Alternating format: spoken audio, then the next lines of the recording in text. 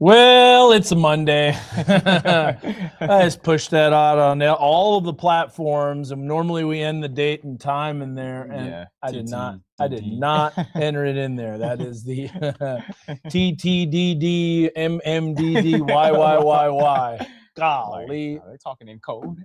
if Facebook would just not show stuff like 14 days Yeah, after we the get fact that it's already happened. live pushes or push notifications Oh from man, why old did I do videos. that? I'm gonna try that again. I'm just gonna do that. Davion, you talk while I'm Oh, well, while I do this, man, it's because a that Monday. was stupid. Yeah, it's a Monday. That was It stupid of me. happens. But Yep. obviously we're live for a reason. We do have another threat of severe weather in our area. And in fact, there you see another round of storms there in the lower third. Yep. Another round of storms Tuesday and a I did Wednesday. change that. This looks like it's going to be Tuesday night into Wednesday. It looks like another late ordeal for us, huh? Yeah, And there sure you see does. the large, expansive Storm Prediction Center outlook. Level 3 out of 5 for down there towards Dallas, just south of the Red River, and then over towards the Texas-Mexico border. Then you also have a level 3 out of 5 by the warm front lifting north. That's over by St. Louis and points northward in Illinois and Indiana. So, yeah, pretty active day. Of course, we are in the slight risk level 2 out of 5, but that does not mean we take our guard down and bring it down and zooming in. That it goes for our entire coverage area. You can see that. And of course, large hail, damaging winds, the primary concern, but there is a low-end tornado threat, especially for LaFleur County. It's pretty interesting. They're actually, this morning's update included them in that hatched risk of potentially seeing a strong tornado, even though the possibility of a tornado will still be, relatively low. So something to look out for, something to keep in mind. But again, you see the timing. Tuesday, and that actually says 5 a.m. That's a little wrong. It should be Tuesday 5 p.m. to Wednesday 5 a.m. There you see that. But anyways, Well, that's when the risk is actually valid. yeah, okay, yeah. It runs from 7 a.m. to 7 a.m. But I think that was what you entered. Yeah, it is. Okay, all right. Talk about a Monday. I got you. Yeah, it is a Monday. I definitely changed. We're gonna show you the models. Yeah, we are. Yeah, definitely changed it. But just get a look at the storm system right now, and yeah, there you see a very big low pressure system over in the Baja region. We know models don't do a perfect job with these things, and you see all of the energy out ahead of it. That's a lot of activity. Actually had some showers and thunderstorms south of our coverage area today, the River Valley, seeing a severe thunderstorm warning. So it just lets you know that the atmosphere is there. It's ready, but of course there are failure modes with any severe storm system that you see. The failure was not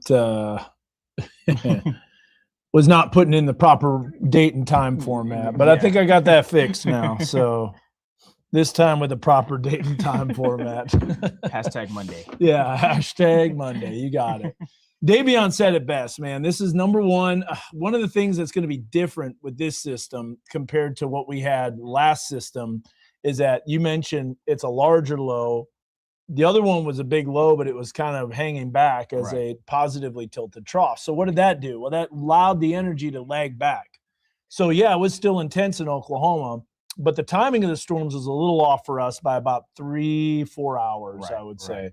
So we were about 4 hours too early. I mean, I thought there might be some storms around 6 o'clock through 8 o'clock. And then it was more like 10. So I guess a couple hours. Yeah, it wasn't bad, but good job with the correction. I know. What's funny is I was changing that around, but then I was changing the format and the template, and then I saved the template but then uncheck the override button, but I never fixed the date and time format. So yeah. All right. Let's take a look again back at a positively tilted trough last week. This time, this becomes an open wave, and we'll show you some of the vorticity, and then we'll look at the models. And we're doing this before our 10 o'clock newscast. Tonight, the 9 o'clock newscast is going to be on after baseball. So, just a little spoiler alert: we already recorded it, so that one's done. But let's take a look here what we've got for this system. So, first of all, there's the powerful system, but you got to remember, and you've heard me say this all the time, the Baja blast energy. There's a lot of it. Look at all these little disturbances. You think the models are doing perfect job on this? Absolutely not. I don't think so. Especially looking at the latest hourly run. Yeah. Like, what is this? So there's the energy swinging in, and at this time, I think some storms will be focused in the river valley. So Davion and I were kind of talking about this. I do believe that the system coming in on Tuesday evening is going to be focused in the river valley initially, and then it kind of lifts northward across the area. So Tuesday's powerful storm system, a big one, and it does become somewhat of an open wave as a kicker system moves in, and you can see that on water vapor. But then there's all this energy that finally starts to move through. Now, by 6 p.m. Wednesday, we can say with very good confidence that the severe weather threat for us is going to be over, but it could continue farther east. So we'll watch that. Here's the GFS model. Again, big storm system, all these little disturbances. Look at that. Yeah, that is a whole lot of energy. And here's the thing. It only takes one little ripple, one little spin, if you have the ingredients around, that can form additional thunderstorms and intense storms as well. So we took a look at the risk, right? Yep. Let's bring that back up. Because this is do the wide view too. Wide view, gotcha. Yeah, if we haven't done the wide view, here, I'll show you something real quick. I've got it all labeled out on this one. Probably still have the Fox 24 style guide. I do. Gotcha. Yep. All right. So I'm going to change this around. We'll show you this. Yeah, there you go. You got it. So there is a severe weather risk. Same thing with Davion's. But level 3s in northern Illinois and northwestern Indiana. And that makes sense because that's where the warm front is. Yep. And then you've got hail potential farther south because you're kind of displaced from the front, but you still have that energy that could be moving in, and that could bring some additional thunderstorms. So I want to go and zoom in on this view, and you'll notice, so we've got the risk runs from 7 a.m. Tuesday to 7 a.m. Wednesday, now that daylight saving time kicked in. Yep. So all the models are later, the risks are later. It is a large area, and there is a very large system. And we already showed you that. And where is your future track here? Let's see. Further down. Okay, here's the European model future track. Go back a little bit. Yeah. Let's see what the European. We're going to start off with low resolution, and then we'll do high resolution. So believe it or not, it's like sometimes the European does better, even though it's a lower resolution model, than some of the higher resolution models. They just can't handle that energy. You see by at least 8 o'clock, some showers and thunderstorms starting to arrive, but notice it's still pretty focused down to the south. But after approaching midnight and beyond, it just it's not much going on. But there you see the river valley. The stronger of the system does look to be right around the river valley and points southward. So northwest Arkansas, of course, can't really say for sure until it actually happens. But I do think more of the activity, the concerning activity, will be further south. And I also think it's going to be a late night tomorrow night for us. Yep. We'll be here well after midnight. I mean, it's going to be maybe 4 or 5 o'clock in the morning that we finally leave. Yep. Unfortunately. Eric has a question. Do I have a YouTube channel? I absolutely do. And in fact, you can see people commenting on YouTube. Yep. My YouTube channel is Mr. Weather Dan. Mr. Weather Dan. That's spelled out WeatherDan. So we do get some rain. Sounds like Peter Pender might be down for some activity. Look at that. Yeah, Peter Pender could be in Franklin County. Yeah. Central and southern Franklin County. So that's the European model. Let's look at, I'm going to look at the high resolution model. And so I think this is kind of cool because this really shows the risk and at the same time, the amount of coverage. So remember, a slight risk, not as high as enhanced, but still, we'll look at what we've got coming in as we check this out on Tuesday evening. So first of all, I think the first round of storms is going to be during the late afternoon, early evening. Yep. And I don't think this is perfect. I think we're already going to see thunderstorms starting to move in probably around 4 o'clock. 4 o'clock, yep. That's what I think. Heating of the day. It makes sense. Because remember, that energy is moving in, and the models don't handle Baja Blast energy. And then you see additional storms kind of popping up. Look at that by Little Rock. Yeah. Yeah, those are some pretty intense storms. So I could see the tornado potential being a little bit, let's just say heightened. Yeah. in far areas along and south of I-40. Now, Northwest Arkansas, according to this doesn't really see a whole lot in Northwest Arkansas. But remember, there's been times where, you might be looking at it and going, oh, Northwest Arkansas is not under the risk. Okay. And then all of a sudden, that's where the tornadoes come through. Yeah. That happened on October 21st, 2019. Man. It was looking more like the River Valley, and then it shifted south. So that's a future track. We'll go back to it, and I'll show you what we're looking at here. Not good for a track meet in Gentry. Oh, yeah. When's that track meet, though? Is that track meet after midnight? I don't think it's going to be that late. But I know. I think it's another late night event. And then watch. Here, that is what I'm concerned with. Remember when that big low starts kicking east. Now you're going to see a lot of storms popping up in the early morning hours. Telemarketer? No, I want to speak to you. Oh, who is it? Just ask who it is. Who is this? Richard. Oh, we're getting Richard. Tell him we're on Facebook Live. We're live on Facebook. He's probably like, that's why I'm calling. Okay, cool.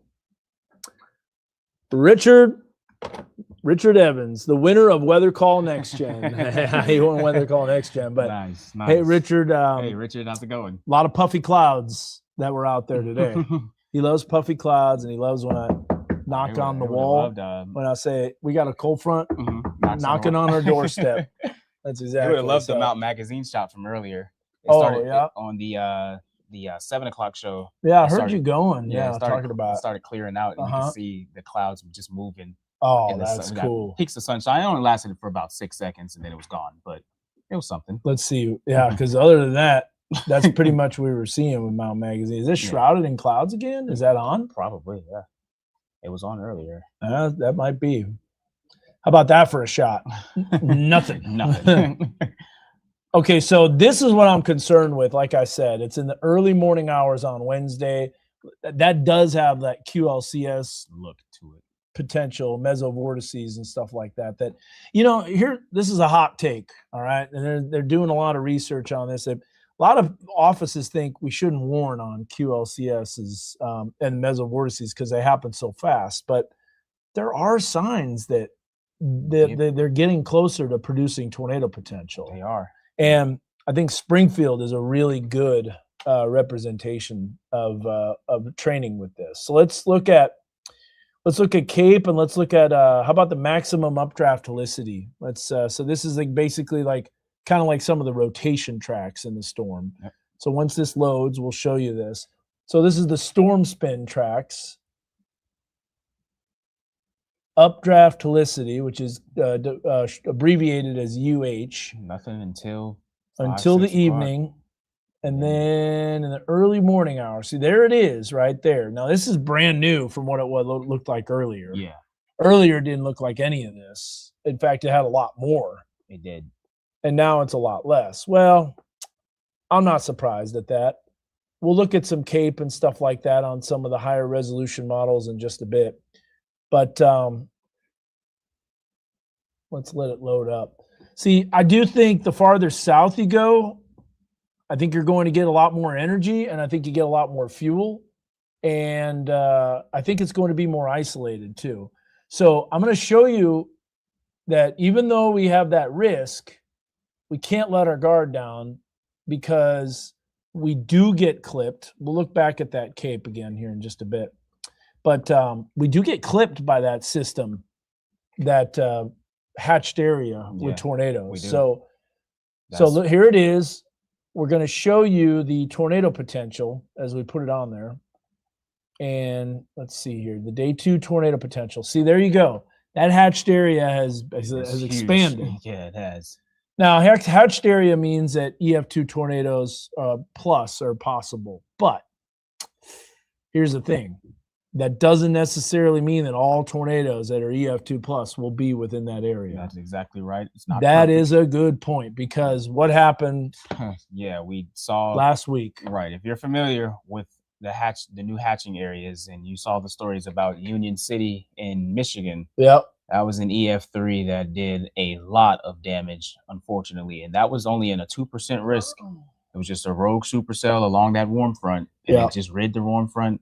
EF3 damage, and they were no hatched area, just a 2% risk. So that means, again, not letting your guard down regardless of the risk exactly, area. because sometimes weather surprises. That's As much exactly as right. we don't want it to happen, as much as we try to be vigilant on it not Right. happening, it will. It just does. It just, there's no question about it. Here's that 2% hatched area, and this makes sense because those storms that were coming into the river valley might be a little more isolated along and south of I-40. This would be basically Tuesday afternoon into the evening. Yep. Now the shear does get better over time, but the storm mode might be more linear, meaning more lines. So that's why we're not necessarily looking at that. So I'm going to show you real quick the graph model. So this is the graph zoomed in. Once this baby loads, you'll get to see it. Now I have an idea to load models a lot faster too. Okay. I'm going to make them an interactive data set, and then you just click on it, and then it'll loop the radar showing those storms. I think that would really be helpful. But this model doesn't have anything. Absolutely nothing. Yeah, like until early Wednesday morning. So there you go. Not a lot. Now, do I believe this? No, because it's Baja Blast energy, and this is not good. But you can see that focus for early Wednesday morning that, you know, the energy starts coming in and the models get a little more confident. And that makes sense. So let's show you this again. And that's pretty much the consistent thing. We know it's going to be a late night. A lot of, even though the models struggle with energy, by the time we get to the overnight period, a lot of that shower and thunderstorm activity should be here. Yeah. Especially tomorrow night. Now here's a look at the HRRR. All right. Nothing. Finally, a few storms that pop up. And this is a great reminder. You see those storms, they may be a little bit north of that. They could, even though they're missing our area at that one, they could be farther north. They could be, And then I don't even know what happens here. But it's possible. It's possible that does take place. And then see, there it is again, early morning. So I think between 2 to about 5 a.m. is going to be a window on Wednesday morning that we are going to have to watch closely. Yep, I think so as well. Just a huge system, like we were mentioning. There's a lot of energy that goes out ahead. And like you said, it's the small things that make the big things happen. Yep. And that could be what we're in for. But again, just don't want to let your guard down. We were talking about storm fatigue when you have severe weather after another event. People can be, kind of just letting your guard down because, it didn't happen in my area. Well, we saw what the ceiling was essentially just out west of us across the state line over in Oklahoma. So just keeping you weather aware and letting you know of what the ceiling could be. But again, especially with it being an overnight risk, you just don't want to have that. No. And what's interesting is, yes, there's going to be a peak time during the afternoon, evening when peak heating kicks in, but there's also going to be a secondary surge, especially in the wind damage potential from that line coming through. So in order to illustrate this, Davion, let's do some more timing graphics, all right? Yep. So here's what we're going to do. We're going to share this page right here, and I'm going to click on Fayetteville, and you're going to notice here's a look at the timing again. So let's go back to, there you go. So this is Fayetteville. Notice it's a very low end tornado potential because it's only 5%. So that means on the lower end. Yep. And you can see right here, maximum intensity. It's kind of on the lower end. So, I mean, even a minimal intensity tornado still does damage. Yep. Make sure that's up. Yep, it is. Okay, so we're good there. And then as we go in time, you can see the hail risk increases. So believe it or not, the slight risk, which is expected, is going to be between about 4 o'clock to 8 o'clock in the evening. Yep. But I think, honestly, that should go a little later. I think so as well. Because I think the majority of our stuff is actually going to be in the late night, after midnight. Yeah, late night, early morning. And you can kind of see that way that kind of bumps up right there. So we're talking midnight 2, 3 o'clock in the morning, and then it drops back down. But it remains, even though it's 10%, it remains. And let's look at Fort Smith.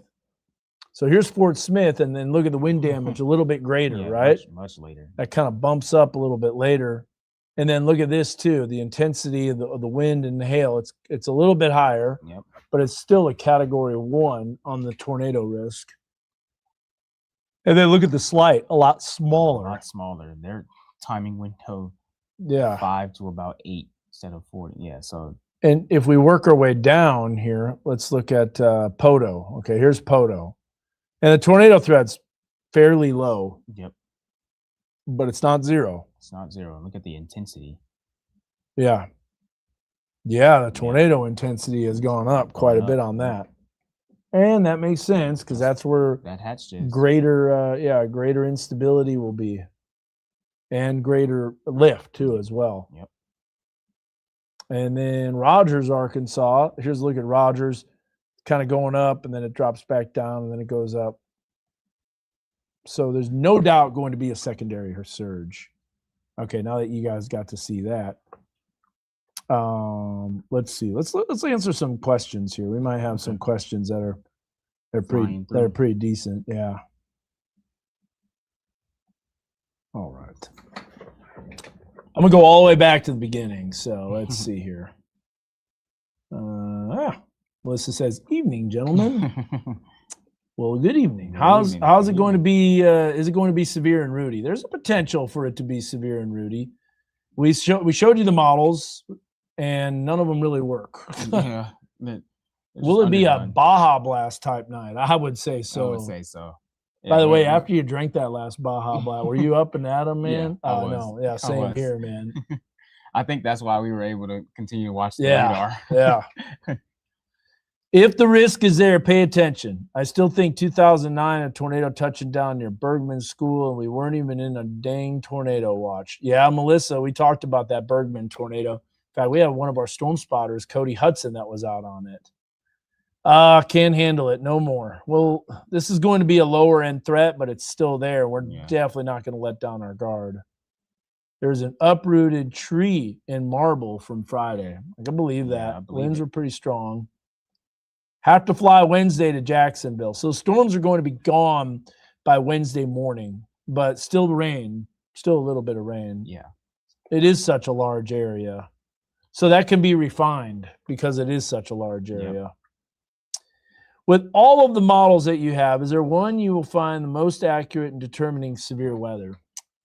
I honestly think the European. Yeah, the Euro does I'm not going to lie. Job, European does better on some of the temperature trends.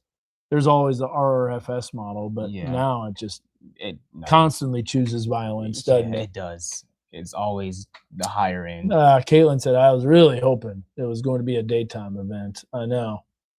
4 p.m. tomorrow is the earliest. That's the very earliest in the River Valley. I personally think it's going to be more later for us. But so as well. There is all that energy moving in, and the storm timing can be kind of tricky. Severity. If it's a track meet, We'll get back to the timing on this, but do you see higher chances for tornadoes down towards Shreveport, Louisiana? I think we answered that already. Mm-hmm.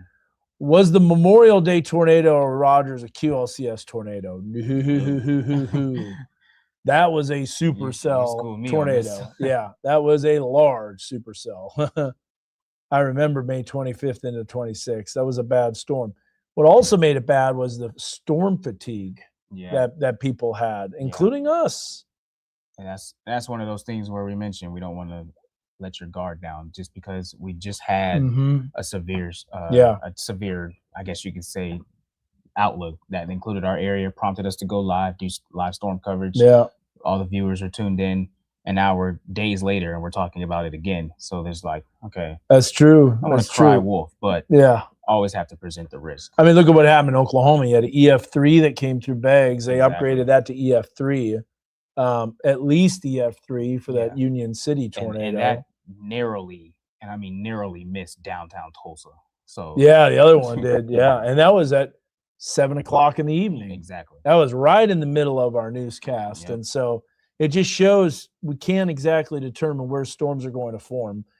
This is a great question. Marley is more like a statement. I get more nervous for a level 2 than a 5. That's when surprises happen. That seems to be the case. That's honestly true. You have a level 5 at 5, you're expecting it. Yeah. Level 2, you just never really know. What's the water vapor showing us? Yeah, we'll show you that. It's bowling ball of energy. It's a lot of energy, and you'll get to see the kicker system too. So let's bring that up and show you. Here's Max 2. Look at the size of this system, man. And then look, you can see the kicker system coming in too. Yep. Now, me personally, I'm looking at this, and this kicker system might be just a little bit north. So it'll nudge it, but it might not fling it out as much. So honestly, there could be a little bit later on the precipitation chances. And it kind of looks like that's what even though I still think they're underdone, it does look like the latest hourly HRRR trended a little bit later, had that line coming through around 4 or 5 o'clock in the River Valley. Yeah. In the morning, not afternoon. Now it says, Dan, why is the tornado potential higher? Why is a high tornado potential higher to our north and south? So, Brandon, that's a good question. Yep. There's good reason for that, and I actually drew it, and it's going to be all about the front. And here we go. So if we look at the actual system, in order to have a trigger for storms, you got to have essentially some type of trigger, such as something to lift the air, a front, a jet streak. You got horizontal convective rolls. Yep. You've got different things like that could take place that can form and develop storms. What developed the storm in Union City was an outflow boundary. There's a little nudge of outflow boundary in a highly unstable atmosphere, conditional instability. It blew up, and then it rode the warm front. So going back to this, you're going to see here's the system, and look, here's the frontal boundary. You can see it. That's up to the north. That thing stalls out, becomes a warm front. And the reason that warm fronts are so dangerous is because of the way the winds turn with height. So south of the warm front, you typically have a south wind. And then north of the warm front, you've got an easterly wind. That just shows you wind shear right there. So if you got a storm that's riding that warm front, then what's happening is you're getting all that wind shear back to low-level flow, and the storm relative velocity is on the increase. And so that's exactly what happened when that storm in Union City and Three Rivers, that rode that warm front. If it was just a little bit farther north, it wouldn't have done anything. So, yeah, that was a crazy night. That was the last time I let my guard down. Yep. Can I ask about the Fort Worth area? I think Fort Worth is going to be in a hail risk. So let's show you here and go back to this risk, and then we're going to zoom in. Everybody's under the gun. I mean, look at the size of this system here as I bring it up full. Michigan down to the Texas-Mexico border. So it's large. And because it's so large, there's going to be surprises within this large area. There you see just west of Dallas escaping the level 3, but the hatched area, I'm pretty sure, still encompasses Dallas-Fort Worth area. Yeah, now let's see if we go to day 2 tour. Yeah, oh yeah, yep. Big time.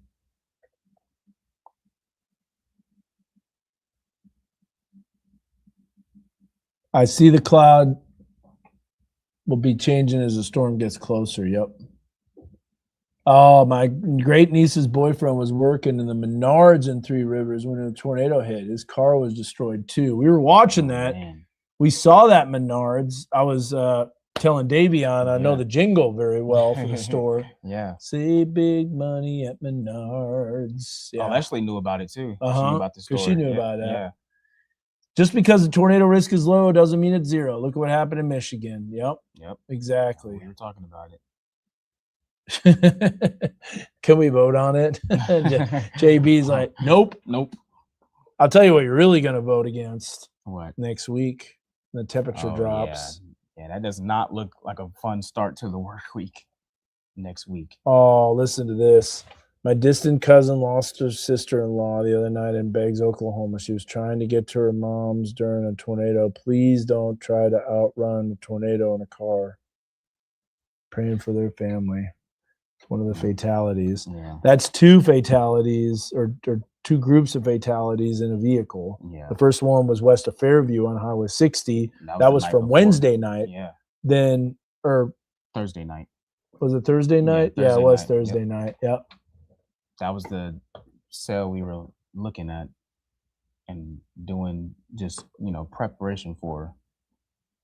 Yeah, you're right, because we were covering that storm. Mhm. What does the weather forecast look like in Golden Valley? Boy, I don't know Golden Valley. Sounds interesting, though. Yeah, I think that.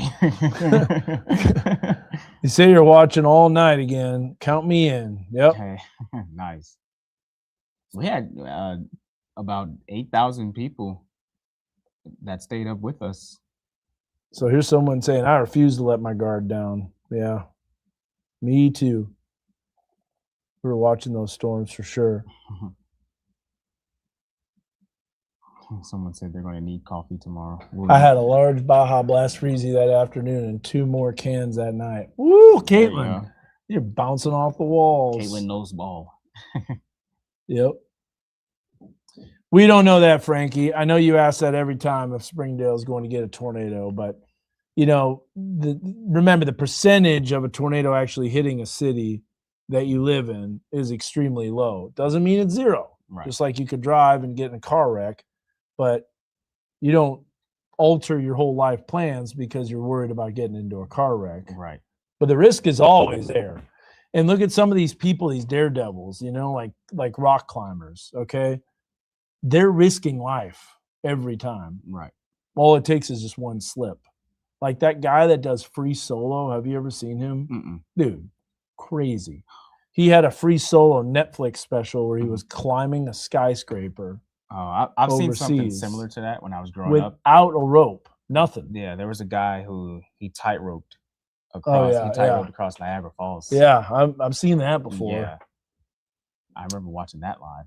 But 2% marginal risk can still drop a tornado. That's right. Yep, it is. What time is it supposed to start? So we got another timing graphic, and I think this one's really telling to show you that the range for timing for storms. So we'll bring this up.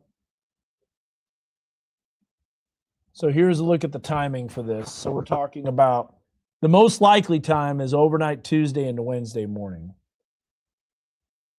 But it could start as early as about 1 o'clock. Yep. Just because of more energy that's moving in. Scattered showers and thunderstorms early, and then grows more widespread throughout the overnight period.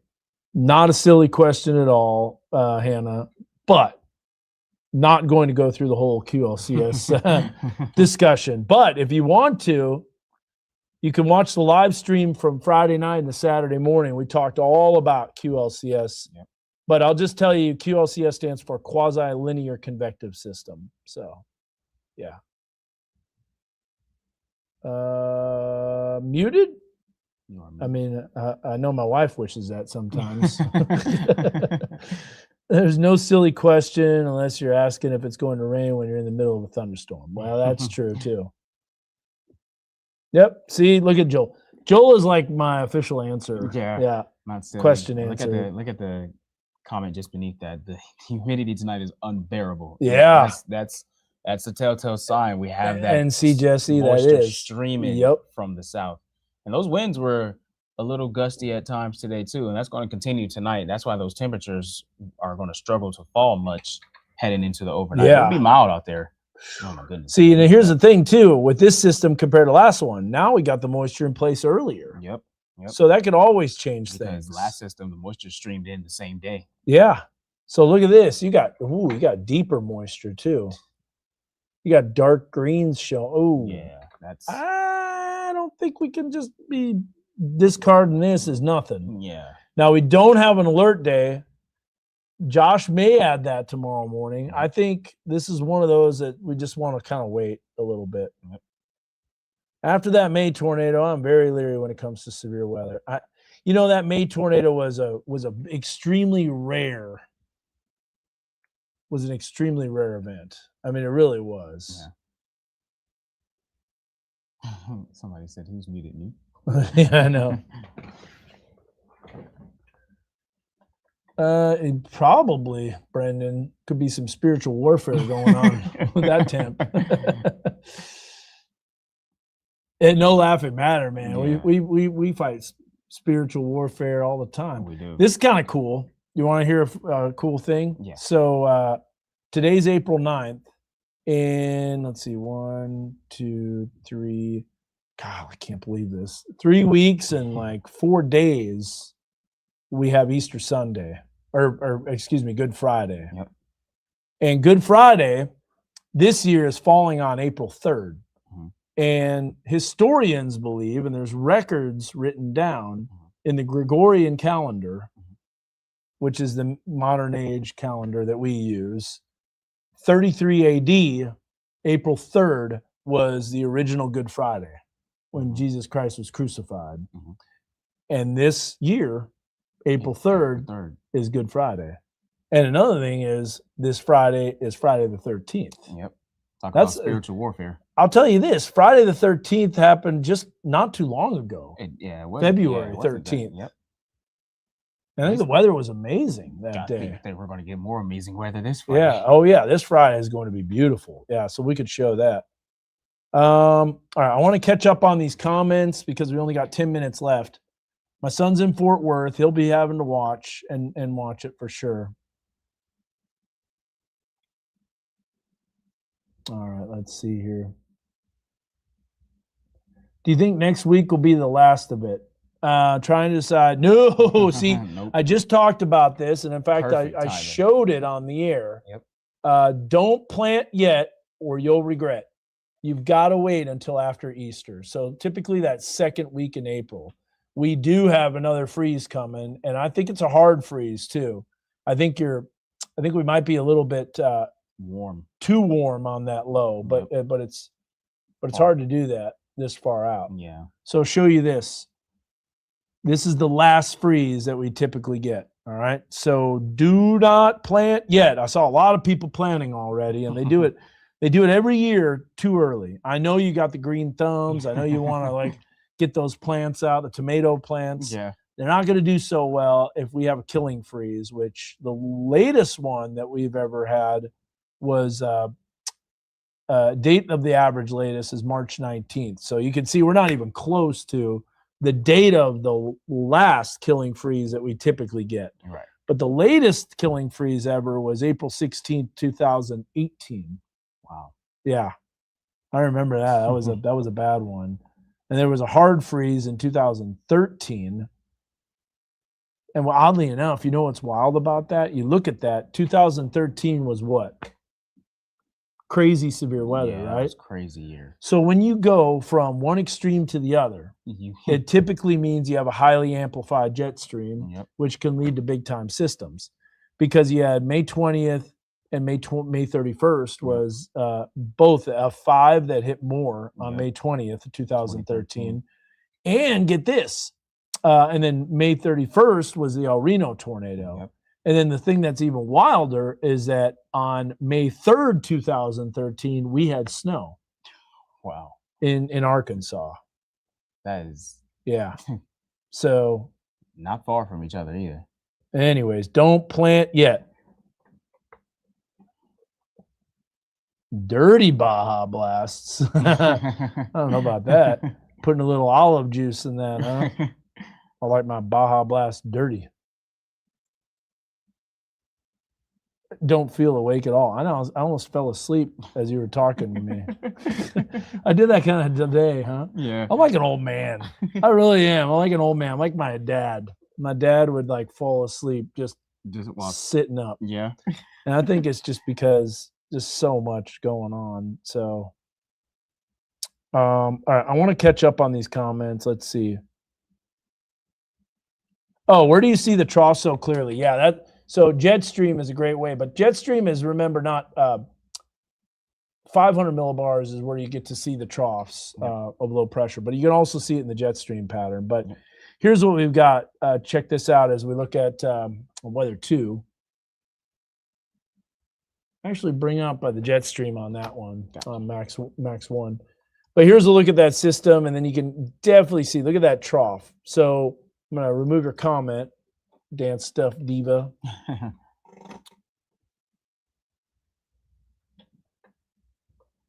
And then you see that system moving east. That's a pretty big trough of low pressure. Same time, we can look at the jet stream on this, and that'll show you, look at that big dip in the jet stream. Now, this isn't quite the ski jump jet stream that it originally showed. I just want to tell you that. Now, what do I mean by a ski jump jet stream? This is where you have basically this system right here, and you've got both the polar and subtropical jet that are basically combined. And oh yeah, do you have it loaded up in here or in here? I got to put a pause point on this. You're gonna have to kick on the lights. Sounds like we got ourselves a guest. Yep. So anyways, if you've got this right here, big dip in the jet stream, originally we had this right here where it was nosing in and coming all the way into Oklahoma, and it was just one jet. That's not necessarily the case for this. So it is an open wave, meaning it is going to be moving east pretty quickly, and there's plenty of jet stream energy for storms. It's just not as consolidated as before. So that's how you can see it. Someone just said meteorologist Davion Huggins. You got it. Davion Huggins. That's Turd Ferguson. Have you ever seen Anchorman? Yes. Okay, I was going to say, yeah, I think that's where that comes from. April, you mean March? No, April. Yeah, April. Yeah, April is the last second week in April is when you want to plant. So it was Friday at Fayetteville Fizzle, Bentonville Bust, Huntsville Hoax.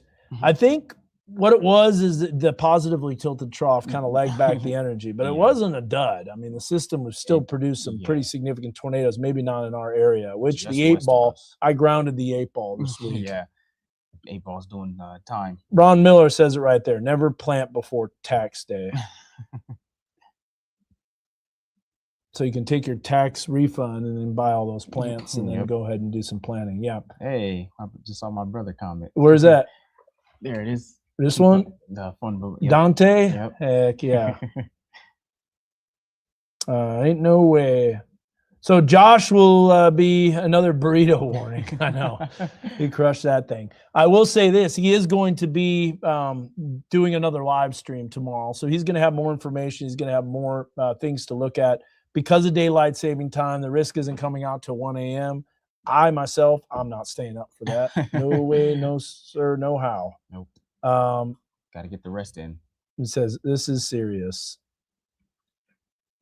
Let's see.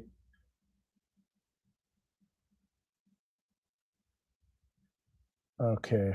8 balls in timeout. Yeah, yes. 8 balls in timeout because it chose way too much violence. All right, guys. Well, we got to run because we got a 10 o'clock newscast, and we'll just keep you updated on it. So to sum it up, another round of storms is looking likely. Will it be intense? Potentially, especially along and south of I-40. There could be some storms that bring wind in northwest Arkansas, and there's always that tornado potential, but I'm not expecting it as much in northwest Arkansas. That doesn't mean it can't happen, but we'll be watching it closely. Again, the time frame, if you're wondering, we're looking at 5 p.m., as early as 5 p.m. in the River Valley through 5 a.m. Wednesday, 12-hour window where we have storms and severe weather potential. Okay, guys, take care. God bless. Have a good one, and we will see you mañana. Right, Davion? Any last words? You hit it on the nail. Cameron wanted you to say their last thing, your last words. Have a good night, and we will see you tomorrow.